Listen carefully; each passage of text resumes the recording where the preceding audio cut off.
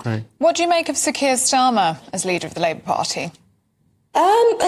He's a bit wishy-washy. I'm not going to say that, he fills me with joy. I think they've watered down the policy so much. There are a lot of questions still to be asked. But then you look at other people, you look at the Tories manifesto, you look at Reform's manifesto, and there's, you can drive holes through the core, their top messaging, the top core messaging in the manifestos. So I don't think any of the policies from any of the parties are that strong. And I'd also say I don't think you can cost them. So if you're costing the Tories, if you start costing their policies, I can't see how that can be done. And Reform's policies are so extreme in terms of tax reductions. Again, I cannot see how that would be possible in a 4-year term to actually deliver. Well, let's get Michelle's view on what way she sees things.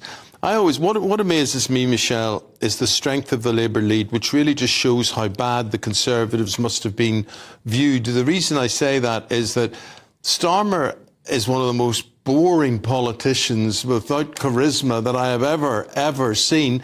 And you know what? I just sort of look and I think, what's inspiring people to say, we're going to tick that box? I can understand why they did it for Tony Blair. I totally get that. Somebody with a bit of personality and whatever. But Starmer is dull McDullsville.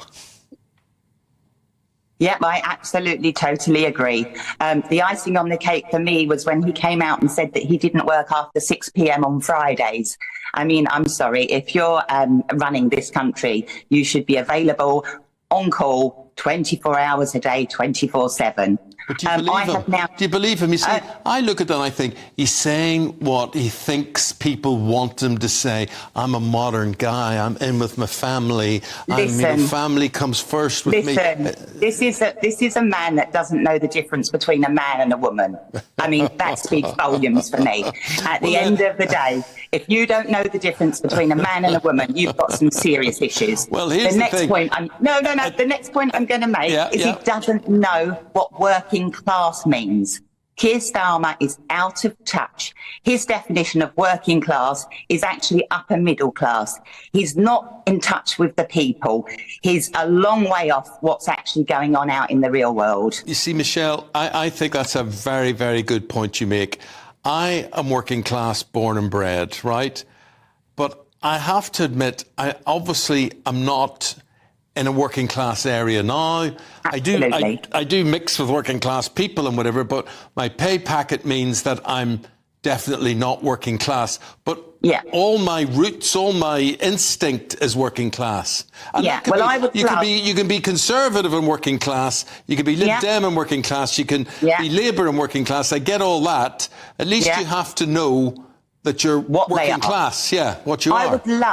I would love to bring Keir Starmer, Rishi Sunak, Nigel Farage out to work with me for a day as a care support worker. Yeah. Come out for me with a day and see what I do. See what hours I work. I'm not finishing at 6 o'clock on a Friday afternoon. I'm working 60 hours a week for £12.50 an hour. Because the people you're looking after. I just want to say to Ellie here... It's a 24-hour day job. I just want to say, Michelle, about what you do. I have been basically disabled for 1.5 years or so, and it's horrendous. I'll be your carer. And I have to have carers. I have to have carers to do the smallest, simplest thing. It's humiliating, it's humbling, and thank goodness that the carers are available. Right. Can I just tell you, the reason I would not vote Conservative is during the lockdown, we were working 100 to 140 hours a week. At the end of that, we were told that if we didn't get vaccinated, we were going to be fired, right? That was number one. And we were working our socks off. We never took a penny in furlough, never received 1 penny. And now we're paying a price. I have now decided who I'm voting for, and it's Reform.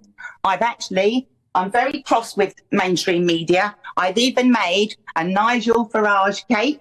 I don't know if you can see that. Yes. Can you see that? Wow. There you go. Charming picture, beautiful. You couldn't do one for me, could you? The thing is, I'm really cross because mainstream media is not giving the Reform Party positive coverage. It's always negative. You support Reform, you're racist. Yeah. I've been called racist now for over a year because I actually voted Conservative for the mayoral election and was racist because I didn't support Labour. I am now voting for Reform in the national elections for many reasons. Net zero, number one. Yeah. Securing our borders, because immigration is a massive problem in this country. 1.2 million people came in last year. Many left, admittedly, but 685,000 stayed. Now, what's happening here? We're having so many people coming into this country that we're overstretching all our resources. Our NHS is in a mess. Our schooling is in a mess. I tried to find a school place for my children and discovered that 50% of the residents in my borough, which admittedly is a Hounslow borough, which is a Labour-run borough, 50% of the people are not born in the UK. Now, I was denied school place after school place after school place. I was offered school places in inadequate schools where English was not the primary language. It's not about colour, it's not about religion, but it's about language. I did not want my children to go to a school where 25% of those people were not having English as a first language.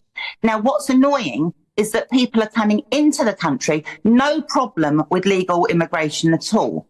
But when we're having lots of migrants coming into the country, taking up valuable school places for people that have worked here, worked hard all their lives, is just blatantly and morally wrong.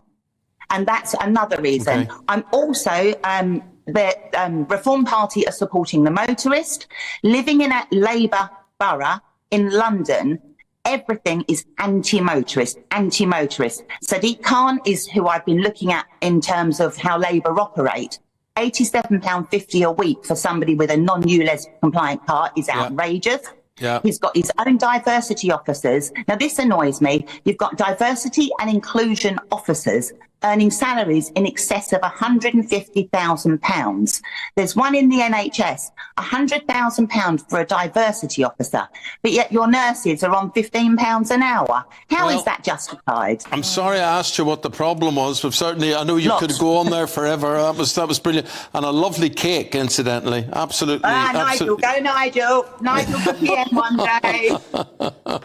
Well, you see, there was a thing. The ULEZ thing, I know people who are affected by that ULEZ thing, and it's an absolute farce. It's a complete...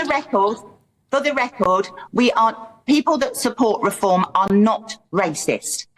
I'm not saying there's not the odd few, there are, but there's been lots of plants. And people are frightened to stand up and say they speak for Reform but here's because the their thing. employers... Here's the thing, Michelle, just final point on that. I've been watching this Channel 4 coverage about Reform and this racist thing and whatever it is. Now, let's just accept all that was said and whatever. Okay. But the thing that these people who regulate what we do and what we say and all that sort of thing, the sad thing is that maybe the guy who was recorded saying what he said may have been speaking for an awful lot of people, and there's not one report, not one single report that says, well, he says this, but he may be speaking for the majority of people. And the other side is not represented on that. I'm not saying he's right, I'm not giving an opinion on him, but I think you can't just sort of dismiss what he's saying without thinking how many other people think like him. That's all I wanted to say. What he said was disgusting, right? But if you're looking at, I mean, the Reform movement, I'm going to call it a movement, is growing and growing and growing. People are no longer afraid to say, I support Reform. They have been. They've been frightened of losing their jobs. I read the other day that somebody reposted a Reform tweet and was told you could lose your job as a result of this. You support a racist party. Polly, I'm sorry I asked her this question because it's kept you out of the whole conversation. Sorry, Polly. She's very strong. She knows what she wants. You both know what you want now. Thank you both very much indeed for being so honest with us. Will you keep quiet and let me speak? Right. So we have to go now. It's been great talking to the two of you, and thanks for taking part in the People's Voices with just one day to go. Thank you very much. Bye-bye. Bye-bye. GBnews.com/you'll say. Let us know what you think about that conversation. How are you going to vote tomorrow?